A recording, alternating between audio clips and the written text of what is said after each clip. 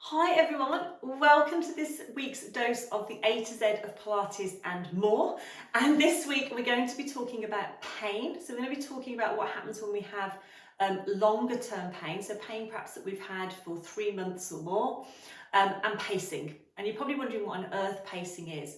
Well, pacing is a way of helping us get back into exercise, get back into moving our body and to manage pain. So I'm Zoe, I'm a physiotherapist and Pilates instructor, and I am the founder of Pilates Health Online. And Pilates Health Online is specifically designed for women. It's designed to help you get back into exercise, help you build your confidence, basically build on our muscle strength, feel fitter and stronger, and have fun while we do it. Because I always say, you've got to enjoy what you do, otherwise with the best will in the world, you're never going to stick to it. So that's what I am all about. And I've spent a lot of time, many years, working with people with longer term pain conditions. So when we say long term pain, we tend to think about pain that's gone on for 3 months or more. It's pain that perhaps you have had investigated, so you've been to the doctor, you've perhaps had physio. There's nothing serious going on, but you've still got pain. And that is actually more common than you would think. And what we need to be thinking about is, okay, what do we need to do in this case? How can we help you to get back into exercise, back into moving our body? Because we know moving our body is actually really, really important. I'm going to talk a little bit more about that in this video. When I'm talking in this video, I'm going to be talking about this longer term pain. So if you have a new injury, if you have pain that is new to you and it's not settling down, then you need to go and seek some advice. You need to get some advice. You need to find out what is going on so you can manage it in the best way. Similarly, I'm talking about what we would call musculoskeletal pain, which is just a fancy word for saying it comes from the muscles, the joints, the ligaments, the soft tissues. Not sort of pain perhaps from your internal organs or anything like that. So I think if you have new pain, it's not settling down, you always need to go and get advice, find out what's going on so you can deal with it in the best way. But what happens when we've done all that? We've been to the doctor, we've been to the physio, we've got that advice, we've sort of been told what's going on, we've done the right things, but the pain is still there. What do we do then? And that is when we perhaps need to think about approaching things in a slightly different way. Now, if we think about pain, we're always taught, or I was always taught to believe, that the amount of pain we get is equal to the amount of injury that we've done. So if I break a bone or, do something seriously damaged, perhaps I don't know, I'm in a car accident and really injure my leg or arm or something like that, then I'm going to get more pain than if perhaps I bump my elbow. Now, to a degree, that is going to happen. There is obviously some correlation between the amount of tissue damage and the amount of injury, but it's not always the case. Say I am crossing the road, no cars coming, crossing the road, I go over on my ankle and I think, oh gosh, what have I done? And I hobble to the other side of the road. Okay, so my body's told me you've done something to your ankle, you need to protect it, you need to keep it safe, you need to rest it, you need to do something. If I was crossing the road and I went over on my ankle, but there was a lorry coming towards me that if I didn't get to the other side of the road very quickly would hit me, I probably wouldn't feel the pain at the time.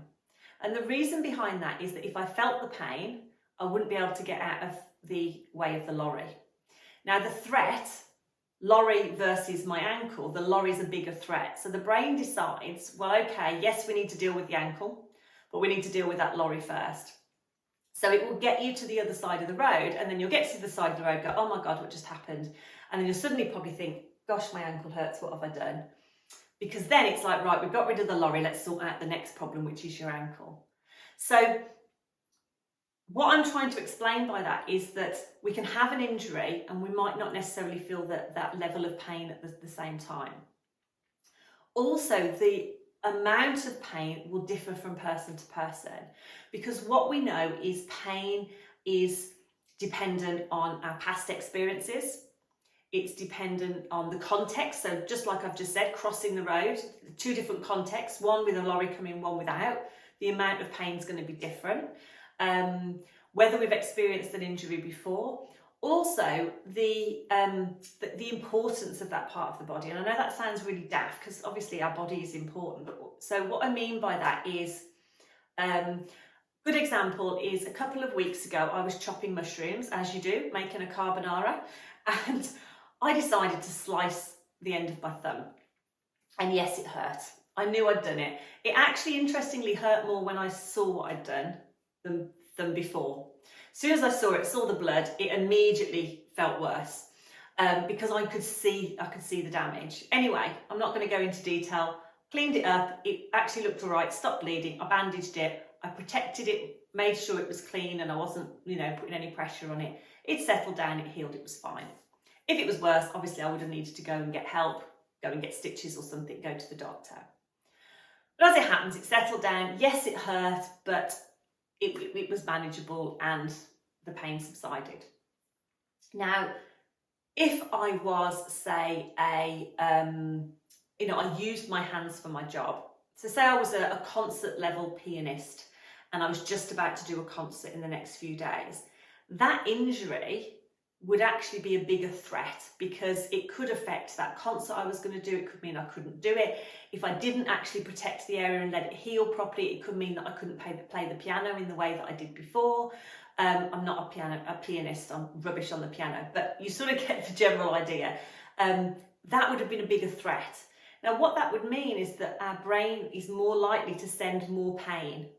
The reason for that is it wants us to take more action. It wants that pianist to say, right, you need to just take care of that area. You need to make sure that you've done everything you need to do. You've let it heal, you've rested it so that it's not going to interfere with you playing in that concert, or it's not going to interfere long term with your career. So does that make sense? So if you have, you can have two injuries that are the same, but the amount of pain will be different from person to person. Now, why on earth am I telling you all this when we're talking about long-term pain? The reason that I'm telling you this is that the amount of pain we get doesn't equal the amount of tissue damage. There are so many different factors that affect it.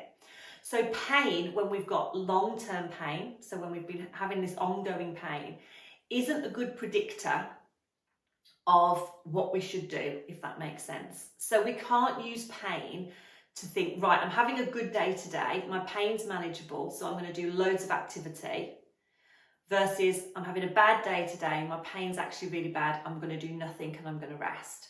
That is no longer helpful. When we have an acute injury, so when something that's just happened, yes, we need to protect the area, we need to rest it, we need to go and seek advice, we perhaps need to moderate our activity for a period of time to let our body heal. But what we know about healing is the process of healing, most of it is done in the first 6 weeks to the first sort of 3 months. So when we go beyond that, that protection isn't always helpful. And what can happen is our activity levels actually reduce. We tend to get a little bit stiffer into our body. Our muscles tend to get a little bit weaker just because we're not using them. And actually, because our body's designed to move, if we're not moving it and we're not using it in the way that it wants to be used, we can actually get pain because we're stiffer and we're weaker, because we're not moving in the same way and we haven't got that support for our body. So what happens is we get into this vicious cycle where we can't exercise because it makes the pain worse. We don't exercise, so we get stiffer and weaker, which can make the pain worse. We get worried about the pain, which is completely normal. You know, it's normal when you've got pain to think, well, what should I do? What shouldn't I do? Is it going to get worse? Is it going to get better?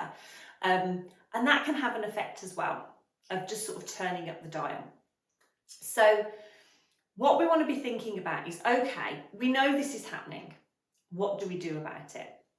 And it's almost like retraining our body to be able to move again and to be able to do the things that we want to in a very controlled way.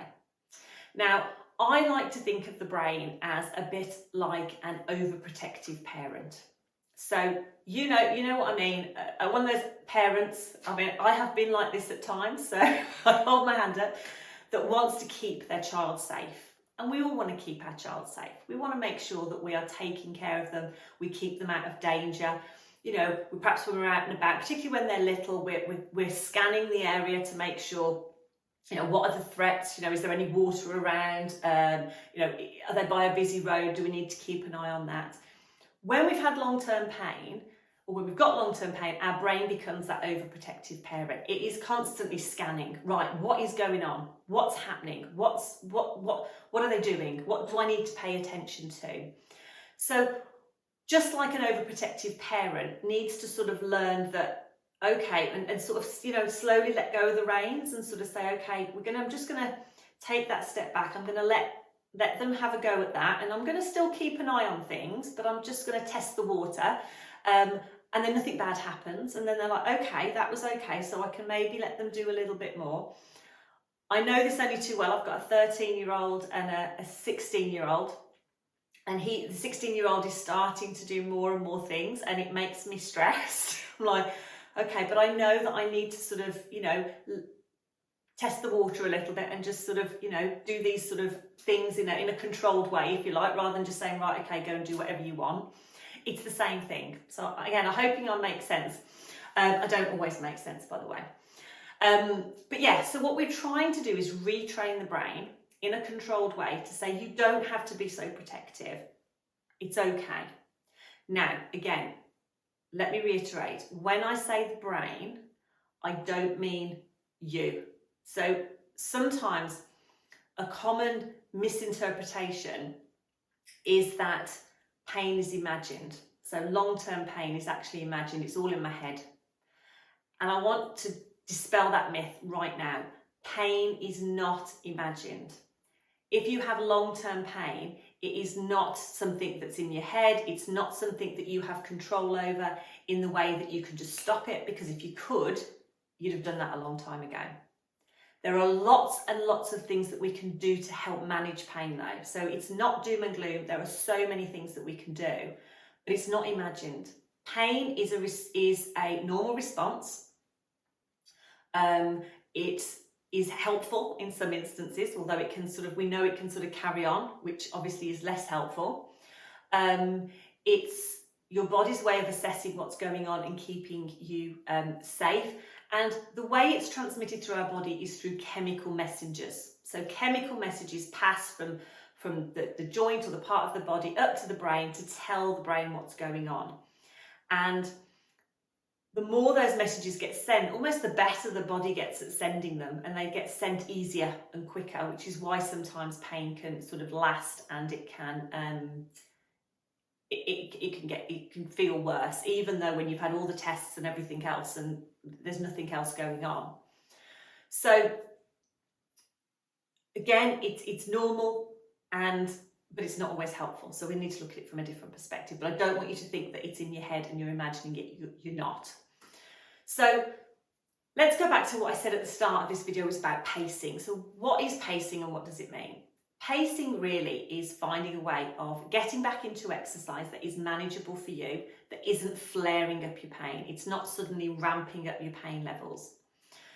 You might get a few training pains. So training pains are when you're starting something new and your body's getting used to it. So just like a marathon runner who is starting to train for a marathon, they are going to get a few aches and pains in the joints, perhaps in the muscles because they're using them. But they always do it in a controlled way. They're not going to go suddenly out and run 15 miles when they've only been doing a mile. They have a regular routine, they build up gradually. It's the same thing if you've got long-term pain. We need to have a plan, we need to build up gradually. But a few aches and pains and training pains are normal. But what we tend to say is what we don't want is doing any amount of exercise that then means we have to rest for days on end. That's too much. And it's quite common when we have long-term pain that we get into this sort of boom or bust cycle where we have a good day, our pain maybe hasn't gone away, but it's more manageable, and we do all the things that we've been putting off. So we might be doing the vacuuming, we might think, right, I'm going to exercise today, I'm going to do an exercise class, I'm going to go and see a friend, And suddenly actually our activity levels have gone way up high than what we normally do. And usually what happens is following that our pain gets worse. And what happens is we maybe have a few days where we have to rest, or we just can't do what we were doing before. And on those days we get a little bit stiffer, we get a little bit weaker. So the next time we have a good day, perhaps we can't do quite as much as we did before. You might not, but gradually over time, what tends to happen is our activity levels reduce. It's harder to do things. Our muscles get a bit weaker, we get a bit stiffer, we can get those aches and pains from that stiffness, and it's harder to sort of get going again. And that is a very common pattern with long-term pain, and it is a completely normal thing to do, because again, we tend to think, right, I'm having a good day, I need to get all the stuff done, because if I have another bad day, I'm not going to be able to do it. So while it's a completely normal thing to do, what we know is it's not helpful, because it is going to mean that over time your activity levels will drop, you'll get stiffer, you'll get weaker, and the pain's more likely to come on sooner.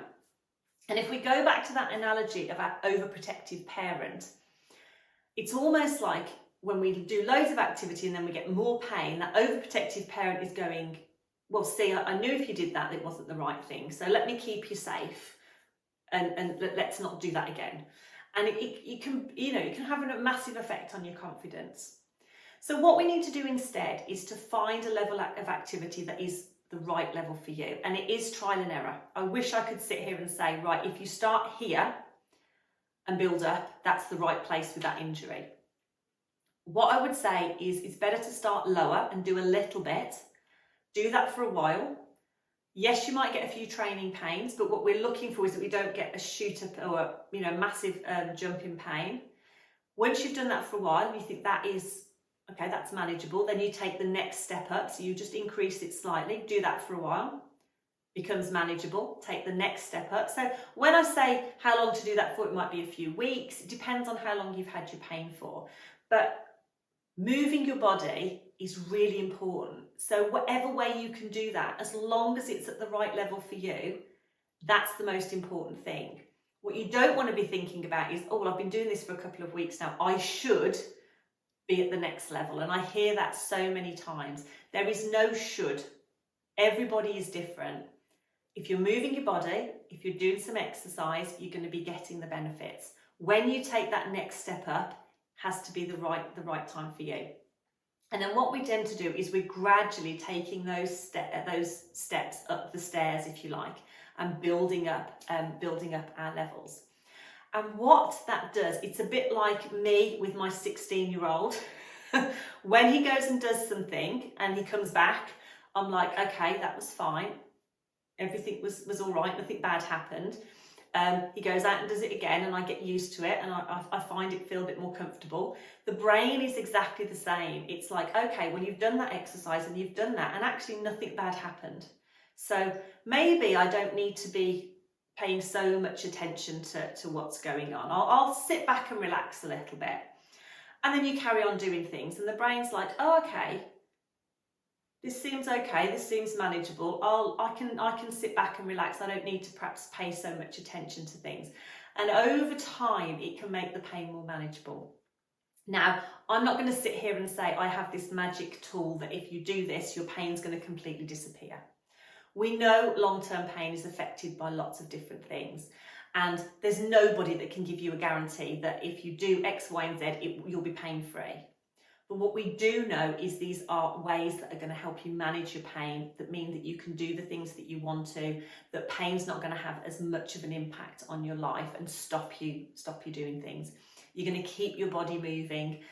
We know that exercise produces endorphins. It can make us feel better, and we'll feel fitter, stronger, and healthier as well. So that is a lot of information. I do realise that, and that's only a snippet when we're thinking about pain. But there are lots and lots of positive things that we can do. Exercise is so important. We know from all the research that keeping the body strong, keeping the joints moving, is the best way to manage long-term pain. But we have to do it in the right way. We have to take this step-by-step approach. And sometimes we don't always know why pain persists. We don't, we can't sort of say, well, that person's going to have that injury and the pain's going to carry on. That person's going to have that injury and the pain won't. It is a very, very complicated system, but we know more about it now than we ever have before. And we know taking this step-by-step approach and keeping the body moving is really, really important.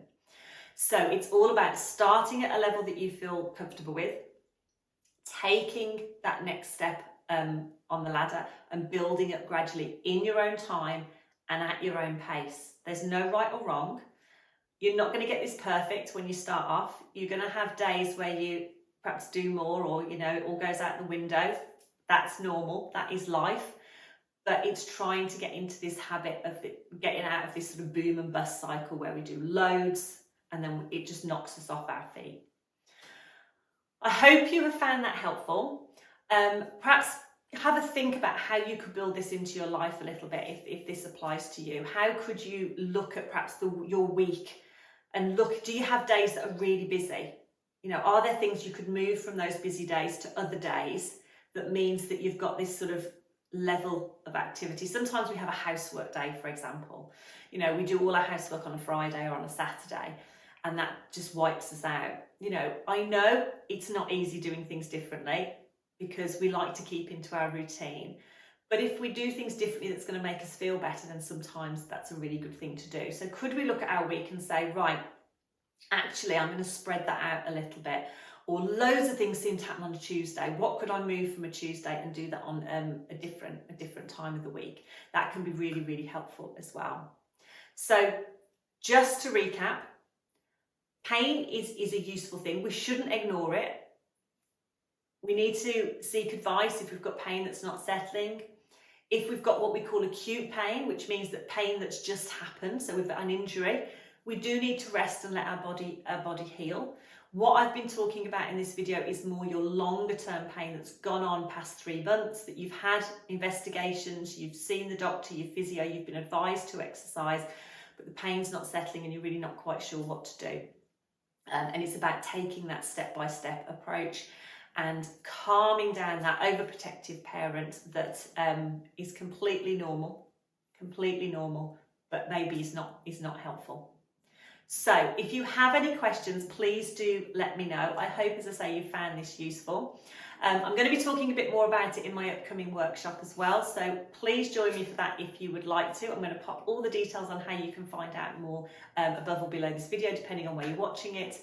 And other than that, take care. I'm going to have a couple of weeks off, so I'm not going to be doing the A to Z of Pilates for the next 2 weeks because I'm doing my workshop. But you'll find me in there if you want to come and join me. But I'll be back afterwards and we'll be talking about something else. All right, take care, everyone. Keep doing what you're doing. Keep taking those little steps forward, and I will see you very soon.